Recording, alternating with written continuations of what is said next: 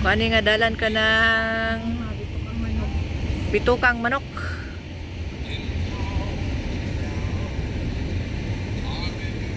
Asa ba yung pinakakuan daw? Ano po sa bagyo sa Kapag di ako wedding diri sa una katong simbahan na gwapo kayo itong anak ko. Oo, mata ko yung sa inyo mama. Mata tong akong pag-ian sa Transfiguration sa monastery. Kanto sa babaw Dili po na, to. dili na. Amo kayo to dito eh. Dili siya pwede straight dong. Pero kani kato yung ni Mama Tet, among gatuan. Sus layo ra kay ne. Pero tinduta na ni sagyanan. Kani. Oo. Katulad akong yung sa inyo nga dito ni sa ano sa to? Sa buntok kaon sa to. Ang LMD people bitaw, Miss J.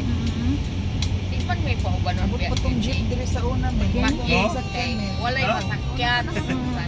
Uban lang yun. Na nangita ko paagi din sa inyo. Pag uli dito na mo, nami kaikwentro masakyanan nga puno o sakay sa mga tao na lahos pagkita na kanawan ano. Ako Jesus. Unya kay say Santiago man to driving ko nga. Likay sir, mo mulikay. Nasusubi. Paubos. Ang anak ni Ate Rose lagi katong bubog. Grabe kalusipan. Huwag itaw na akong permi nga dalan sa una. Sa una sa pikas siya nga kian.